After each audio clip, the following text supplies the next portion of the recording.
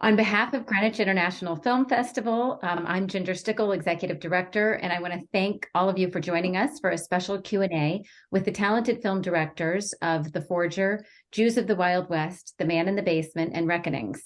Now more than ever, we feel that it is important to highlight the challenges and triumphs that the Jewish community has faced and continues to face. We are especially grateful to the filmmakers and an anonymous donor who made this series possible, as well as to Mary Jane Rein, this evening's moderator. I'd also like to mention that if you have questions for the filmmakers, to please submit them via the chat feature on the Zoom, and we will try to address them at the end of the program. At this time, I'm excited to introduce Mary Jane Rein, who serves as the Executive Director of the Strassler Center for Holocaust and Genocide Studies at Clark University. It's a position she's held since 2006. Her current community affiliations include co-chair of the Israel Bonds Committee of Central Massachusetts, past president of the Worcester JCC, and corporator at the Greater Worcester Community Foundation and the Worcester Art Museum. For more than 2 decades, she's engaged in volunteer work on behalf of the Worcester Jewish community. She served as president of the Solomon Schechter Day School, board member of the Jewish Federation of Central Massachusetts and Congregation Beth Israel, among other roles. The Jewish Federation of Central Massachusetts awarded her the Seder Young Leadership Award in 2002. She earned a PhD in classical art and archaeology from Harvard University and worked as an archaeologist in Greece, Israel, and Turkey. We've had the benefit of working with Mary Jane in the past, and I'm excited to welcome her today to moderate for us. Thank you. Thank you, Ginger. It's great to be back with the Jewish Film Festival and the Greenwich International Film Festival. I want to just start by thanking the anonymous donor who made possible these films, and for the donor, the sponsor's desire to highlight the history of anti-Semitism and its continuing threats in the present day by bringing these films to a broad audience. So my remit today is to introduce the filmmakers. Then I'm going to offer a few brief thoughts about the films in the series before opening up the discussion to the filmmaker participants. I should note that one of the filmmakers, Philippe Guay, may or may not join us. He's not on the call yet. If he can, he'll join us. But I'm going to introduce him and include the film in the discussion because I hope that the audience has had a chance to view that film as well. So in no particular order, let me begin by introducing the distinguished directors on today's panel. Firstly, Roberta Grossman, Director of Reckonings, is a member of the Academy of Motion Picture Arts and Sciences and the Writers Guild of America. Her 2018 film, Who Will Write Our History, is about the brave Jews who documented details of the Warsaw Ghetto. Among her many films are the Netflix original documentary Seeing Allred about women's rights attorney Gloria Allred, Above and Beyond, made with producer Nancy Spielberg, Hava Nagila the movie, Blessed is the Match. Grossman's The Life and Death of Hannah Senich, a 2008 film, was shortlisted for an Academy Award, aired on PBS Independent Lens, and was nominated for a Primetime Emmy. That was also a film about the Holocaust, about a brave Jewish heroine who parachuted into Europe to save Jewish lives. Grossman received the Taube Jewish Peoplehood Award in 2020 for making a uniquely Jewish contribution to global culture. Independent filmmaker Amanda Kinsey is the director of Jews of the Wild West. She's a 5-time Emmy Award-winning producer and 4th-generation photojournalist. She received several Edward R. Murrow Awards, National Headliner Awards, and a Gracie Allen Award for her work writing and producing for NBC News.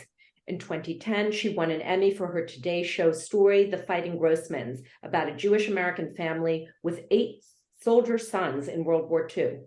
While not Jewish, Amanda sees this project about the Jews of the Wild West as an act of allyship with the goal of amplifying Jewish voices.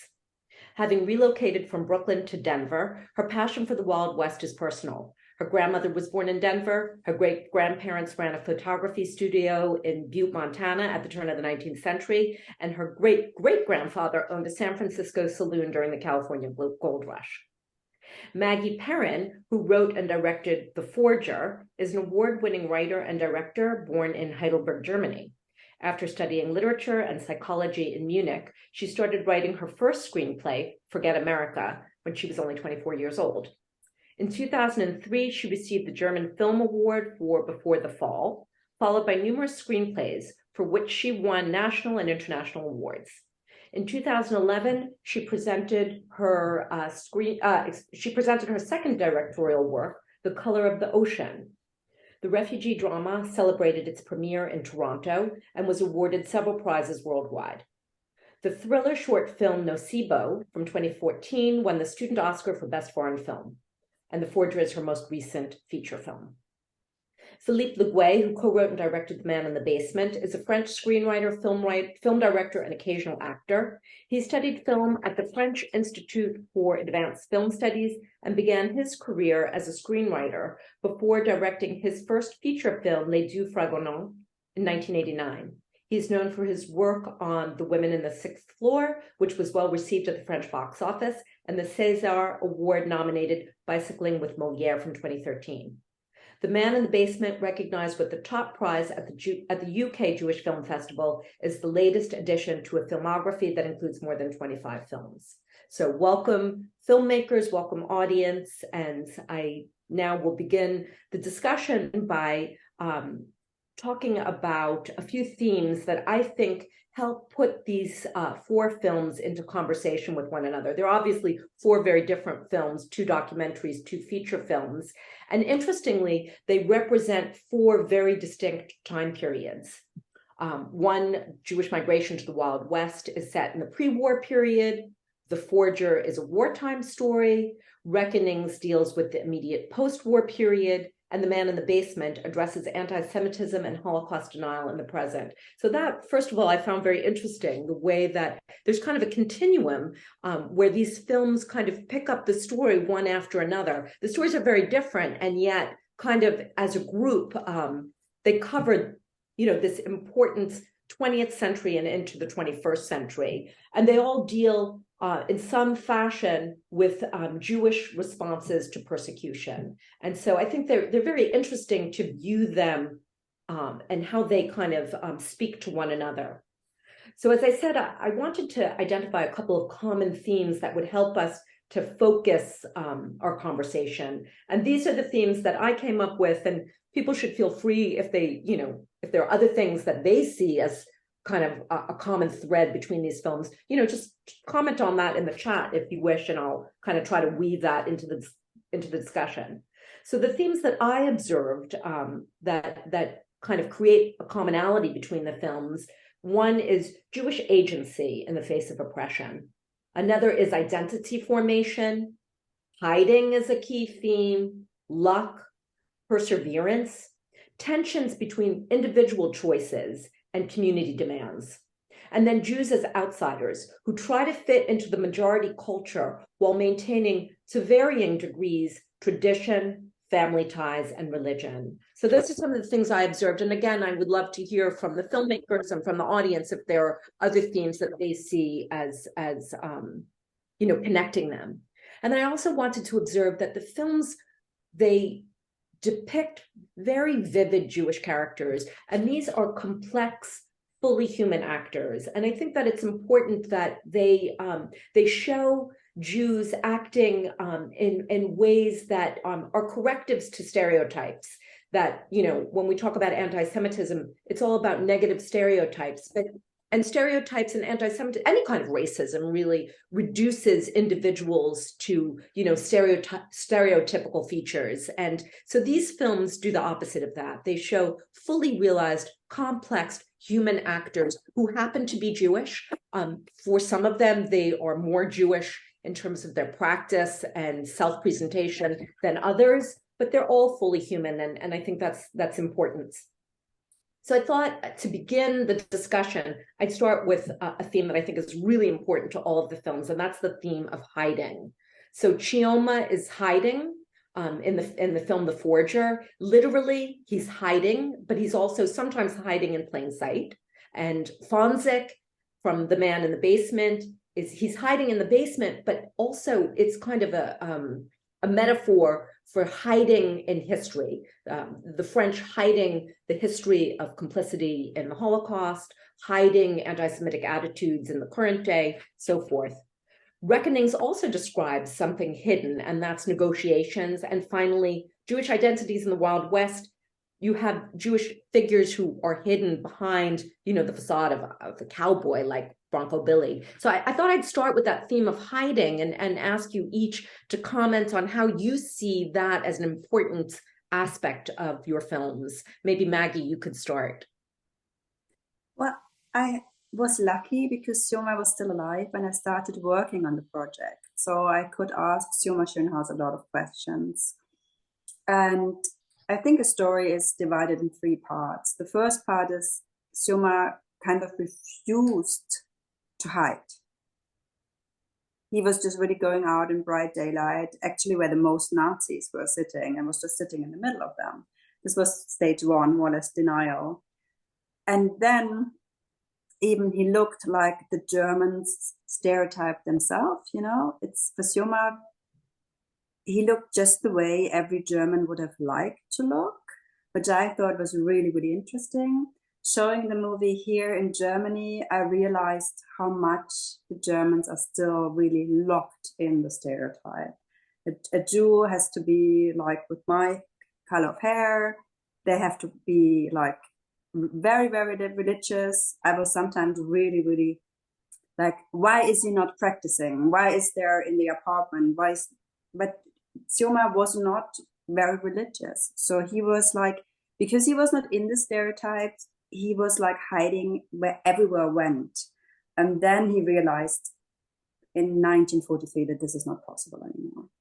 So he really had to go hiding, which was horrible for him because Sioma always considered him to be German, and realizing this Germany is not his home anymore. This is really what my movie is about.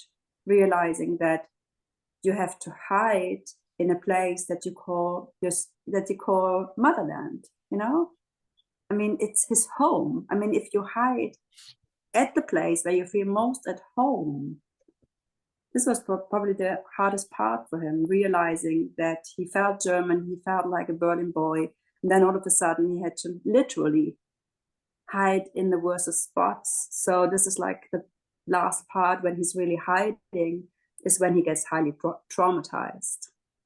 So when he was really hiding, it when all this pain came out.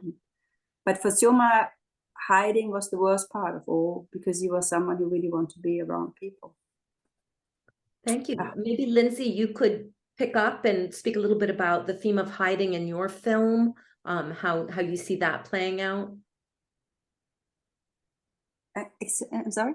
Excuse me, Amanda, I mean. So sorry. Amanda, would you comment? Okay. It's interesting. It's interesting when you put something out into the world, how people would interpret it. I wouldn't see hiding as being something that is part of the Jews of the Wild West narrative.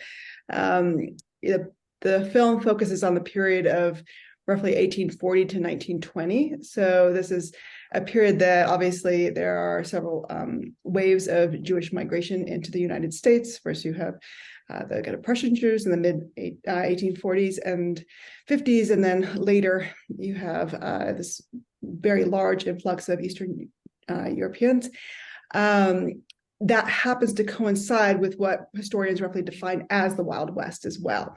So I kept the two together. I really think that the magic of the film is the two narratives intersecting. And so the theme of hiding, it didn't really play in because in the Wild West, there was less anti-Semitism than there had been in other parts of the United States. And so people were oftentimes being pushed west. So you may have arrived from Eastern Europe and you thought, well, this is going to be this great opportunity in New York City. And there was actually a lot of anti-Semitism in New York City, and there were limited opportunities as to what you could do, where you could live.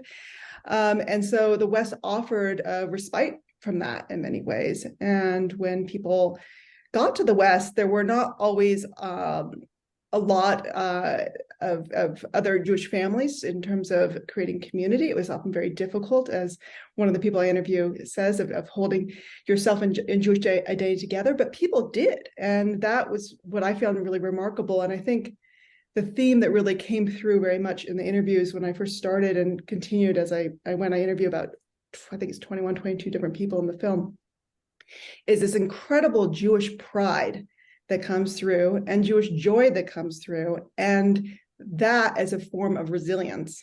And so I didn't really run into that, I think, in this particular period, which is what was so interesting, I think, about the period, that there was less anti-Semitism. And I ended in 1921 because the Wild West really sort of ends in some respects at that period in time. All the states have become states, but anti-Semitism does start to rise in the West after that period. You have a more organized KKK and things like that presence in the West that didn't exist prior to that. Maybe I could just clarify what I meant by hiding. I didn't mean hiding in the same sense as, for instance, Chioma hides in The Forger, but you have these very interesting characters like Bronco Billy, who or these Jews who are cowboys, and it's not that they're hiding their identity, but their self-presentation, and certainly not across the board in your film, but their self-presentation is not clearly Jewish. There's this facade of the cowboy, perhaps, that well, I think it's interesting to me. I mean, I think that part of that is sometimes our own societal limitations on what the Jewish experience is, right? And for a number of the Jewish cattlemen that came out, one thing that I found was very interesting is that, in Europe, there have been such severe limitations as to what sort of professions Jews could have. And the prominent one was peddling. Peddling was a form of forced oppression. You didn't choose to be a peddler. That was a way to keep people poor. Parts of Eastern Europe at this time, one of the professions that were allowed, it was cattle trading. So people were not allowed to own land generally, but the profession of trading cattle was something that some people that were immigrating into the United States came with that skill set. And so there was a group of Jewish cattlemen that were really integral in the forming and growing of the Denver stockyards, which was one of the most important stockyards in the West. We only cover the US in the film. Interestingly, there's a whole similar story in Calgary, in Canada, of Jewish cattlemen that came with an existing skill set that was really important. And so they came and they did what they knew to do. And it happened to be that this was a profession that was of great value and use at this particular place and time.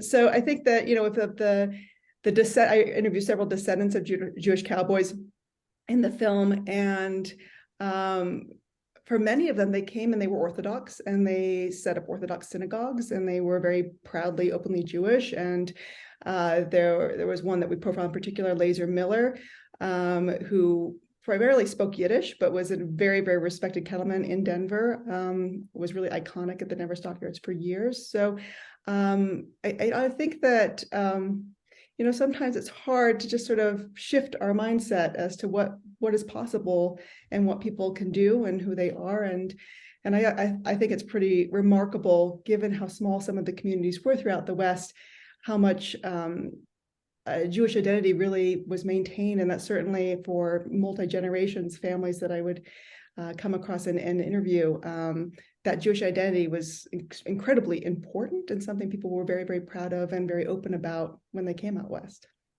Roberta, maybe you could comment a little bit about the theme of hiding, because it's key in Reckonings, the whole negotiation between the Jewish state and the Jewish organizations that negotiated for reparations. This process was largely conducted in hiding. Maybe you could comment a little bit about how that plays out in your film.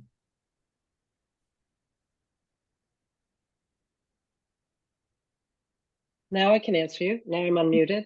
I said, thank you. And it's an interesting question to think about that I hadn't really thought about before. I mean, the hiding in the negotiations for Reckonings was that the trauma of the Holocaust, of the Shoah, and of the war was, palpably present. And as a result, both the Jewish side and the German side were not particularly, the larger public was not particularly interested in discussing reparations. And the whole issue of who's responsible and who's guilty was a very interesting one. And there were a great deal of Well, there was only 11 somebody in the film says, one of the German historians, that only 11% of the German population that were polled approved of the idea of reparations. That's obviously a very small percent. And when polled and asked who were the greatest victims of the war, the German population would answer, well, of course, the Germans are the greatest victims of the war, which of course is antithetical to how Jews saw it. And in Israel and outside of Israel, it was considered a serious betrayal to even consider sitting down with the heirs of the perpetrators.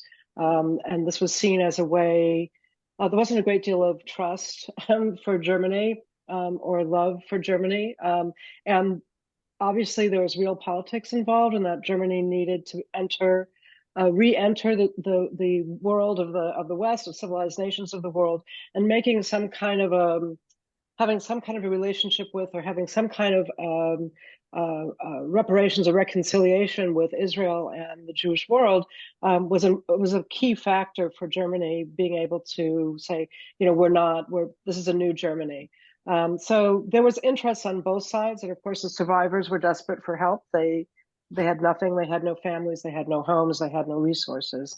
So there was serious needs on both sides. But Menachem Begin, who later became prime minister in Israel, he is, it's reputed that he was behind sending bombs to some of the negotiators, letter bombs.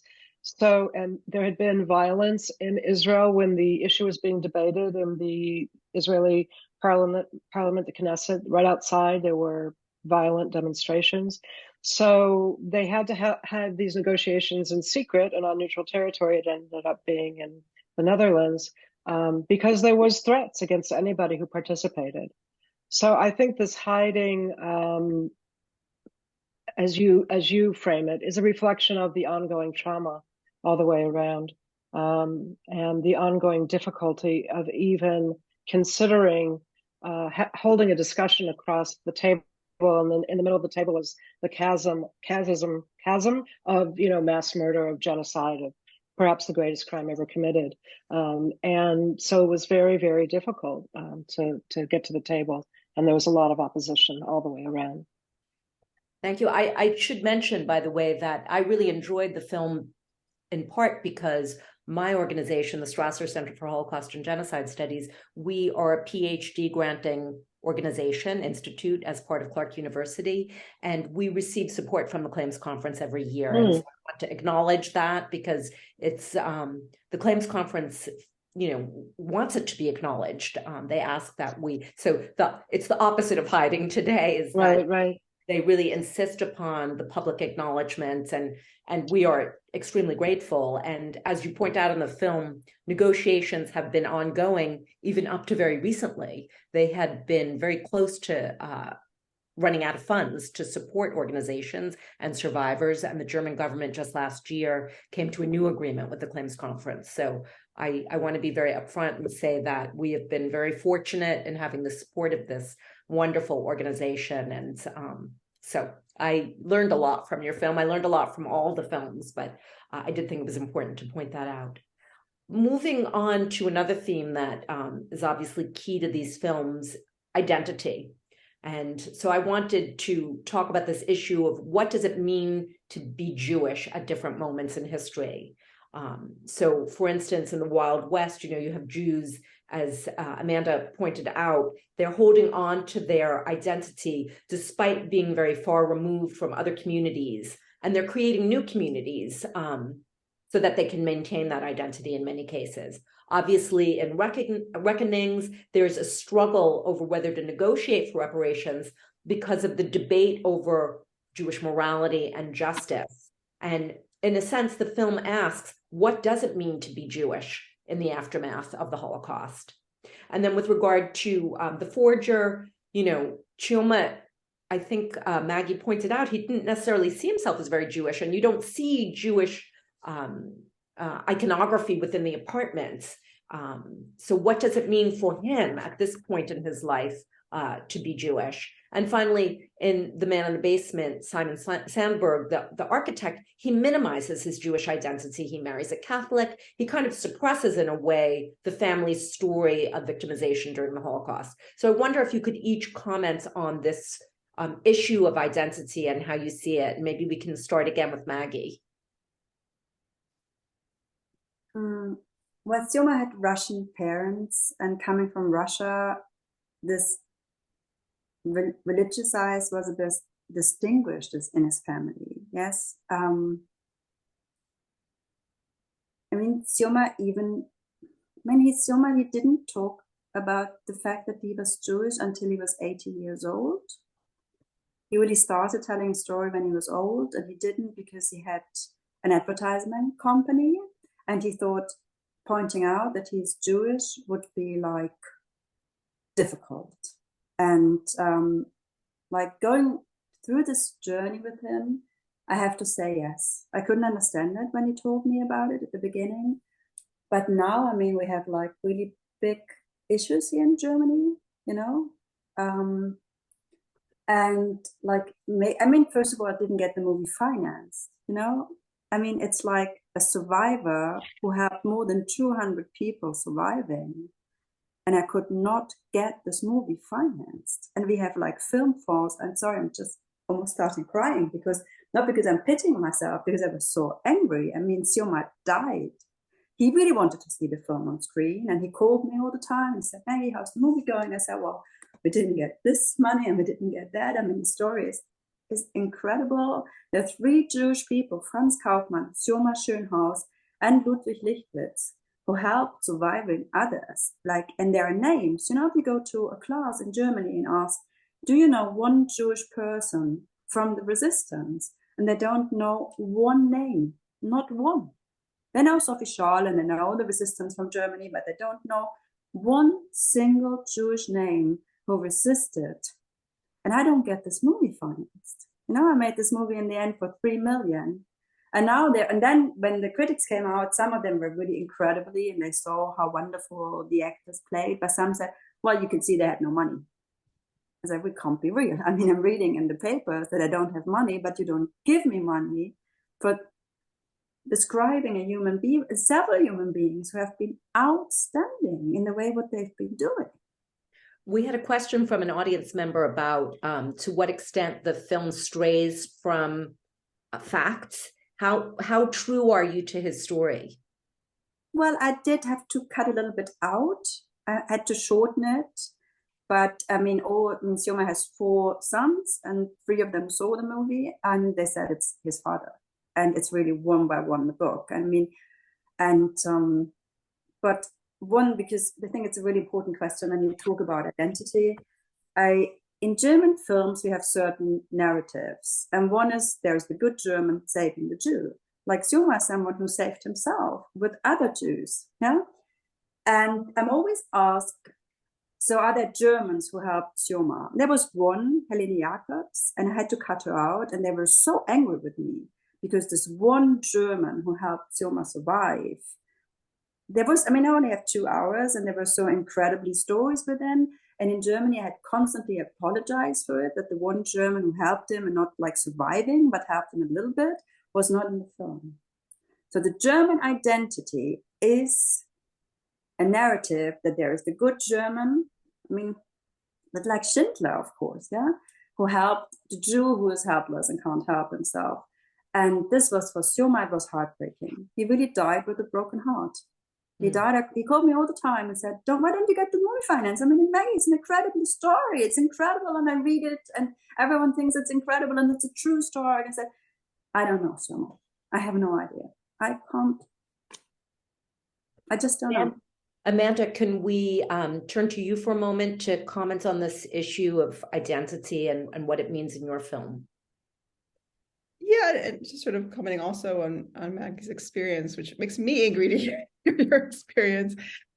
You know, I worked with 2 Jewish advisors on the film. As you mentioned, I'm not Jewish myself, and one of them is a fellow named Ben M. Freeman, who is an author and a Jewish educator and Holocaust expert and also activist. And he says something in the end of my film, which really sticks with me, which is, I'm paraphrasing it, but it's that the non-Jewish world loves to tell Jews what they can and cannot be, loves to define that experience. And I think what you're running into, Maggie, with the fundraising piece of that was that the non-Jewish world doesn't want to deviate from the narrative that the non-Jewish world saved Jews in the Holocaust. And and the flip side of that would be the non-Jewish world taking responsibility, right? Mm-hmm. Which is very convenient to not have to take responsibility.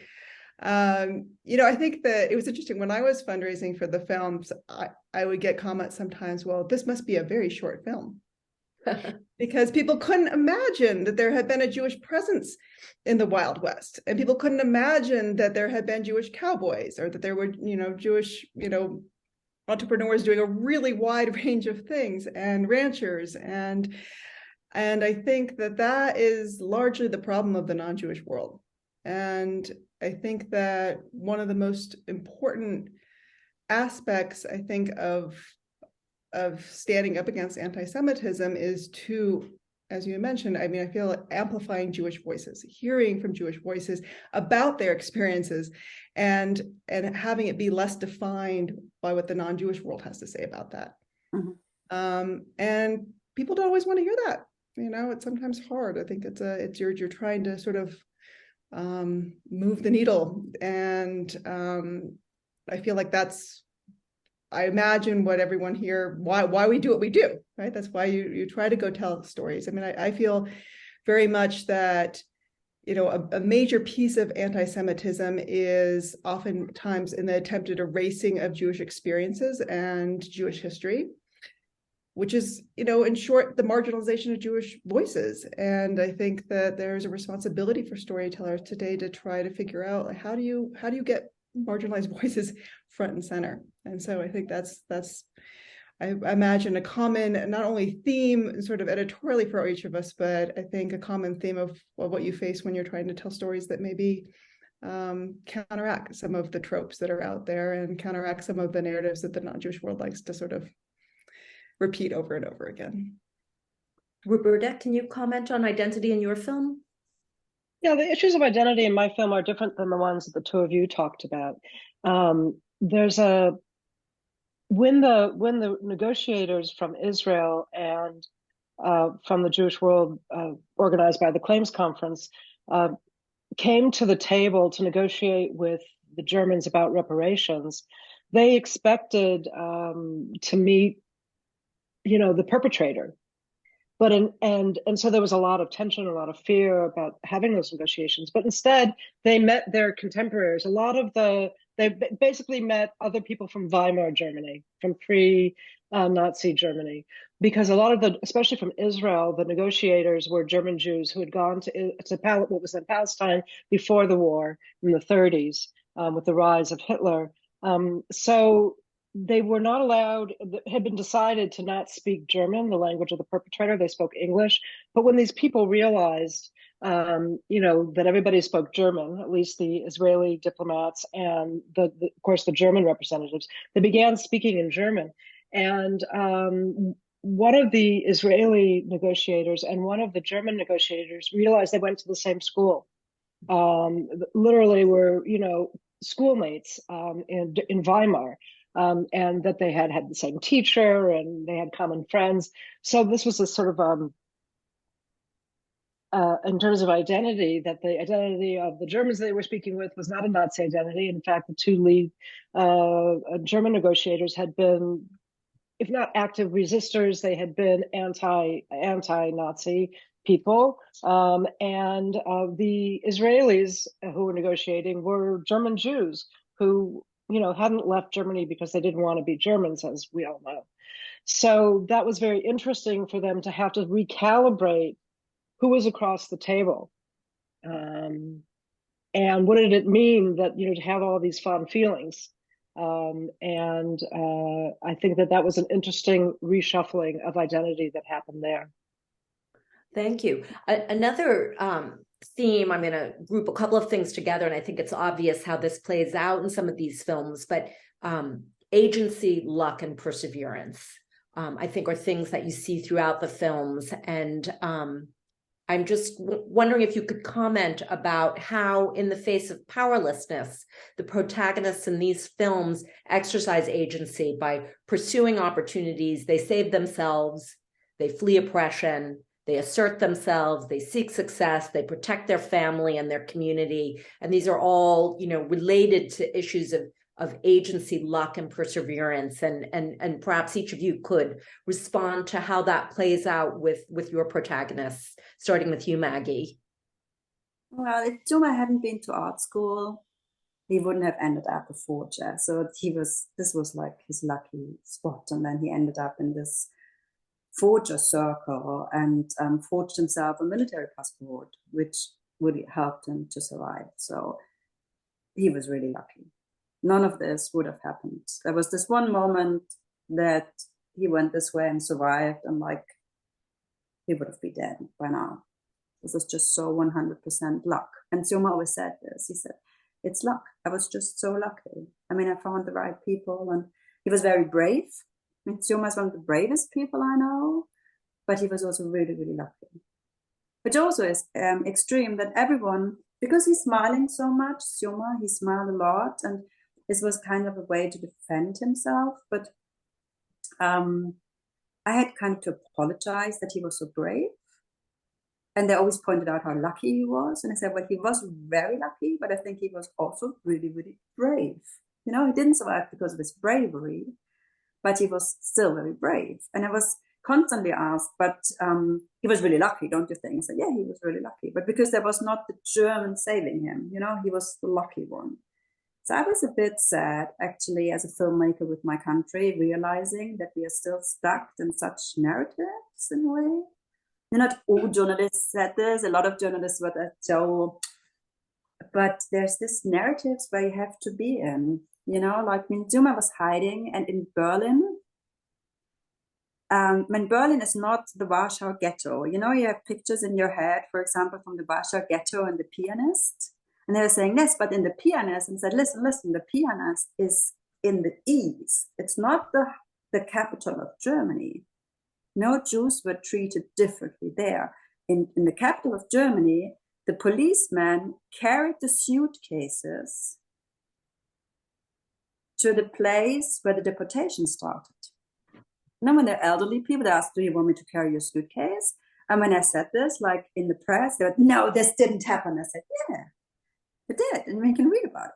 Not policemen carried the suitcase. This is horrible. I don't want to hear it. I said, yeah, but this, and I think now in the 1920s, 222, we can start, looking closer and more, Of course, in the case of Chioma, he made his luck, or at least that's the feeling you get watching the film. He is lucky, but he makes his luck by the choices that he exercises. You mean Sioma? Yeah.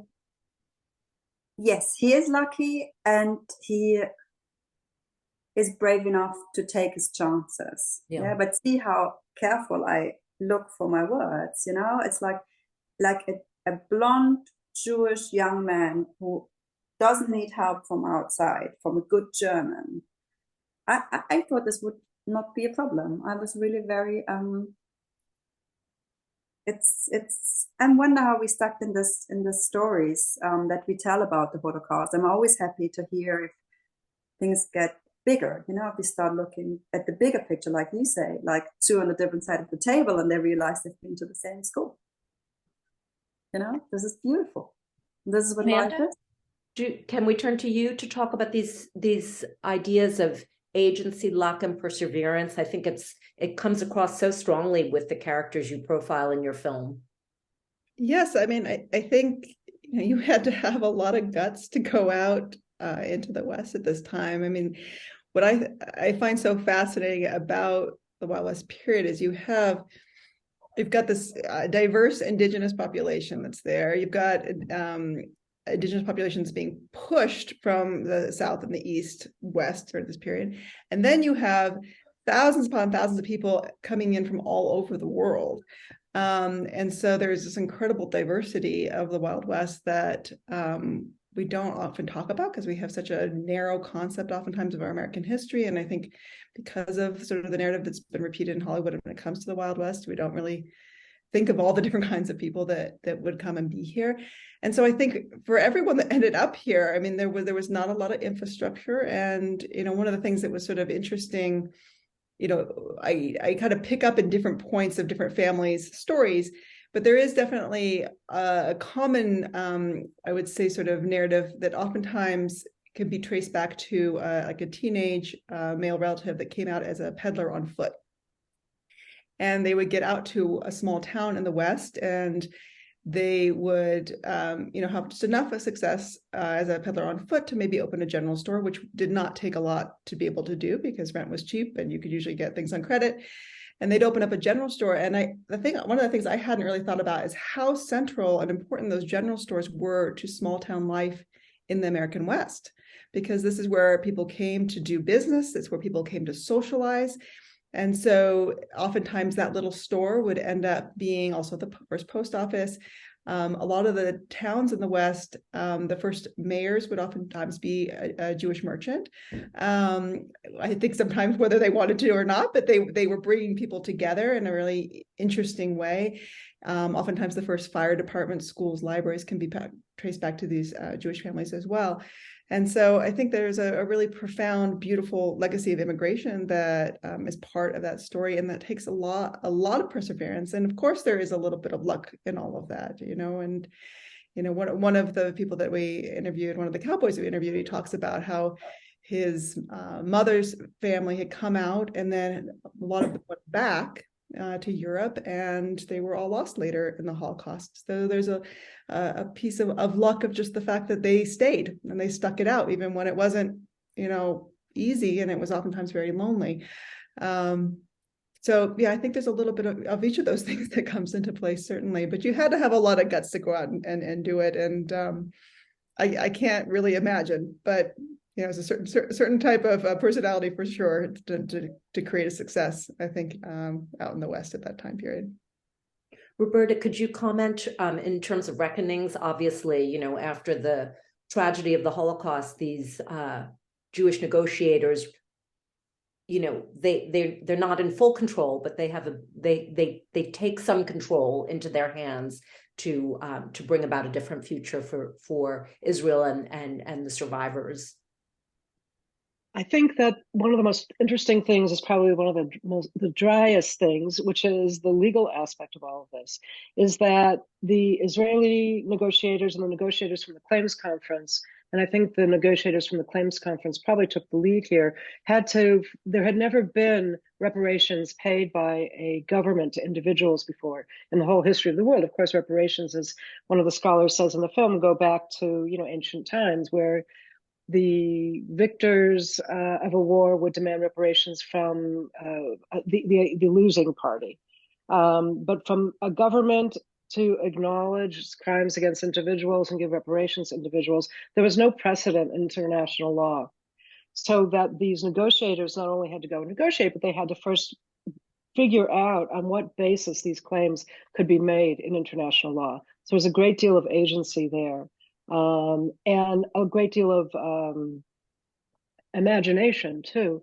And one of the things that I really love, one of the lawyers, negotiators, who's the last living survivor of those negotiations, Peren, who's quite a remarkable man, who was one of the lawyer negotiators for the Claims Conference, who's interviewed in the film. He went on after those negotiations, and he helped to create the International Criminal Court.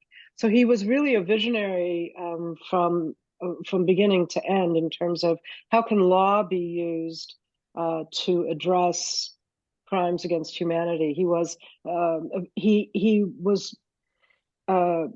into the war, he went into the army right when he graduated Harvard Law School, never tried a case, but he was called upon to be one of the prosecutors at Nuremberg. He prosecuted the case against the Einsatzgruppen leaders or commanders. And he said at the beginning of his statement there at Nuremberg that what they were presenting was the claim or the cry of humanity to law. And by humanity, he also meant morality, justice, to law. So they have tremendous belief in law and international law and in sort of the formal structures of diplomacy as a a way to unify the world. Obviously, there were hopes for the UN and International Criminal Court. So I think that there was a lot of those Jewish negotiators, lawyers, that they were leaning on law. They had belief in law, and that's not surprising. The fact that the Jewish people for thousands of years had been their whole lives and culture was based on the Torah and the Talmud and commentary on those, and creating laws based on those ancient texts, and debating, for thousands of years what the laws were, what they meant, how to realize them. So this belief in the civilizing force of law carried forth here as well. So that was their agency. They were taking some very ancient streams of Jewish life and learning and wisdom, and bringing them to face this unfortunately unique catastrophe, but one that obviously had resonances throughout Jewish history. I want to be mindful of questions from the chat, and we are in alignment with regard to a question about future projects. So Maggie, could you start by telling us what you're working on now, or what you're planning to work on in the future?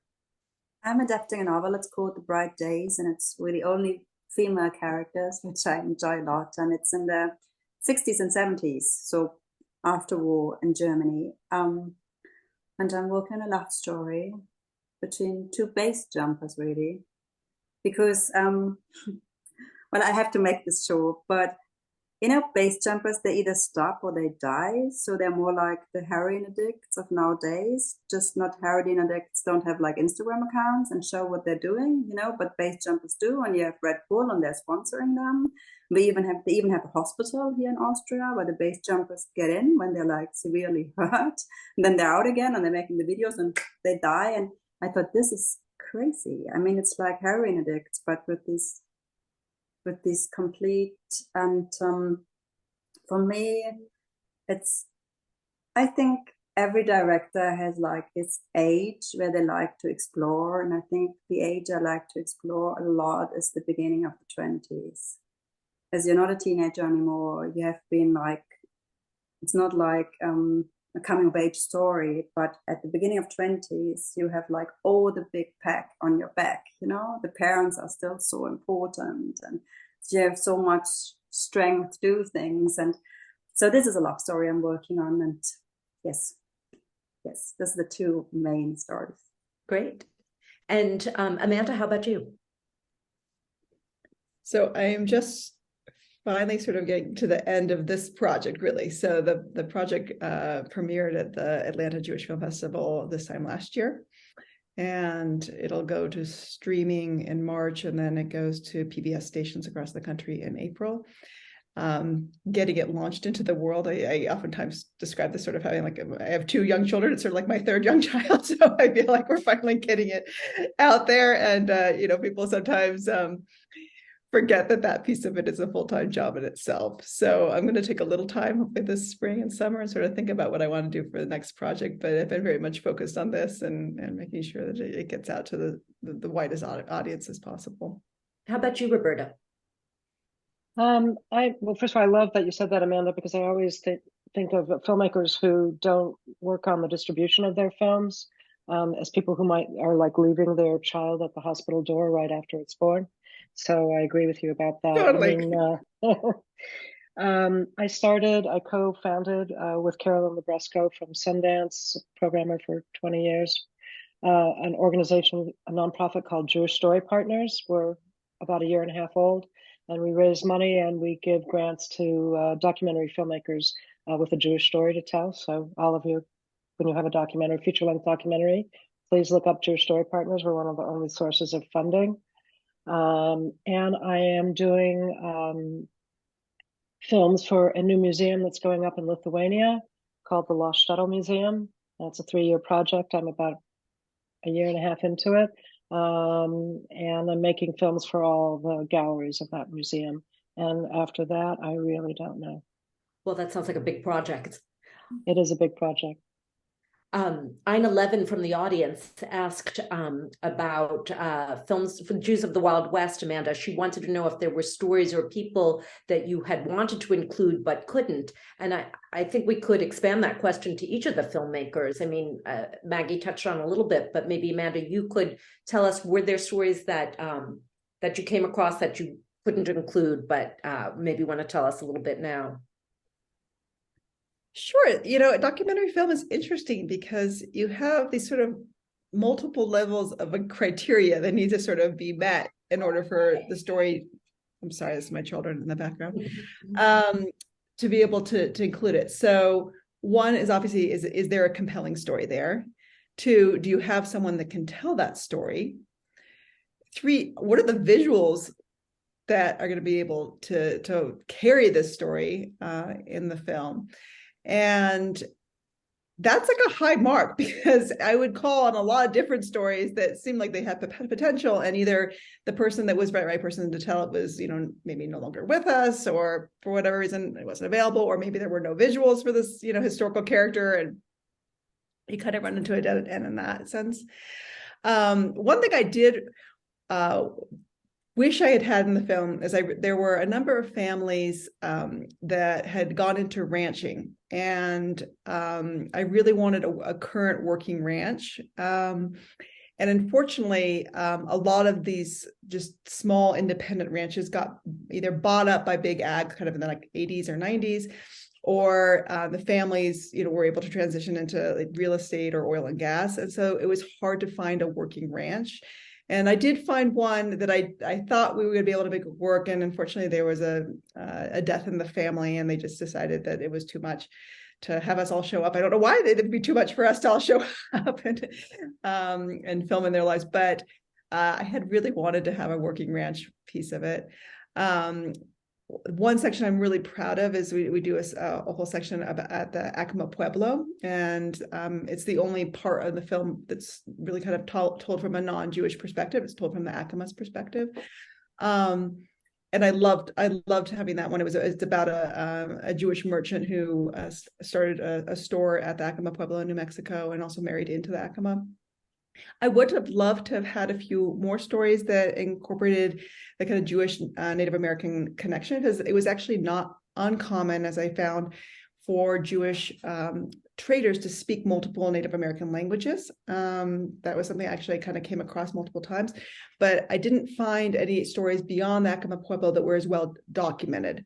And that was very much thanks to Fred Vallejo, who we interview in the film. He's spent the past couple decades speaking to elders at the Acoma Pueblo and really piecing that story together. So again, it always kind of comes back to, who do you have that can tell the story, who's done a lot of the legwork, because it oftentimes is years and years of work to put together the history. So I would have loved to have had a few more of those, but I didn't find anything that had the same amount of in-depth, anyone that had the same sort of in-depth knowledge, as much as I had tried on that piece of it. I guess that's sort of it. And then it's also hard to figure out where do you cut it off. So there's a lot of great stories in this area that happened after 1920. And so I sort of had to figure out, all right, well, at what point are we just going to end this? And I felt like the 1920 was a good demarcation because of where the Wild West is at that period. But there's a great store in Denver called Rockmount Ranch, which is a very, very famous Western wear store. Basically, every famous cowboy country musician in the past 50 years has worn Rockmount clothing. They invented the snap button-down shirt, and it's run by the same Jewish family. That store, though, I want to say that it was founded around 1946 or so. So it's just a little bit past my period. So, you have to make these decisions as a director, and it's always hard, what you do and you don't include. And I was given very good advice when I first started working in television, which is that, the audience doesn't know what they're missing, which is the point, was that sometimes you can't get so wrapped up in the preciousness of your characters and stories. Sometimes you just have to let go of pieces of it, and it doesn't always all make it in. But I tried to include the stories I felt that were the strongest, with the strongest storytellers. Maggie, please. Because I'm so lucky having two like incredible women here who make documentaries. Just want to say how inspiring it is for us feature filmmakers. I just saw a movie called Holy Spider, and have you seen the movie Holy Spider? It was in Cannes, and it has this amazing ending. And I thought, wow, this filmmaker is a genius. And then I spoke with one of the lead actresses, and she said it's 1-to-1 in the documentary about the same case. Isn't this incredible? And I realized that some things you find in your work are so unique, you can't imagine it as a writer. So thanks. I just want to say how much I love documentaries, and I just want to point out people should look so much more documentaries. I think they're completely underestimated, really. As they say, sometimes truth is stranger than fiction, right? It is. And Tanya, when there's this mother with this big bird on the head, and Margot Robbie said, you can't, if this hadn't been exactly like this, it would never be in the movie like this. And it's what documentary filmmakers see. They find like this unique craziness in the world, and these little, like these two going to the same school, and it's just so beautiful. Roberta, I think you're going to get the last word because we're pushing up against 5 o'clock. So maybe you could just tell us, were there aspects of your story that you would have liked to have included but couldn't? There was one, well, first of all, thank you for giving me the last word, however accidental that is. There was one story that goes back to the beginning of our conversation that I had to cut out, which is that there was a suspicious letter that came to Ben Ferenz, who I was speaking about earlier, during the negotiations, and he was pulled out by the police that were guarding the negotiations, and they thought it was a letter bomb. It turned out to be a letter from his wife, and it had inside of it, negatives of photos of their children and some antacid pills. And they thought, this were like the elements of a bomb. And he said, no, he just had to take these antacid pills because the negotiations were so stressful that his stomach was always bothering him. So that was one scene that I cut out. I think also, it's always hard to not tell all of the stories of the survivors. The woman, Helena Weinrach, who begins and ends the film, she's a woman in her 90s who does ballroom dancing, and her survival story is quite incredible, and I told very little of it. So, it's shorter is always better. And sometimes that means cutting things out that you love. Well, that dancing survivor is a beautiful kind of motif to end our conversation. And I just want to thank the sponsor of these Jewish films and the Greenwich International Film Festival for bringing them to the attention of a broad audience and for sponsoring this discussion. So thank you to all of you. And I wish you all a good evening and enjoy the Super Bowl. Thank you very much. Thank you, Mary Jane, Amanda, Maggie, and Roberta, for your time, your talent, and your commitment to storytelling for the Jewish community. It's with deep gratitude that we also thank the anonymous donor who makes the Jewish film series possible. And just a reminder, this Q&A has been recorded and will be available on greenwichfilm.org later this week. And we'll also be sending it out to all of the people who attended the virtual series. So thank you all so much. Have a great evening.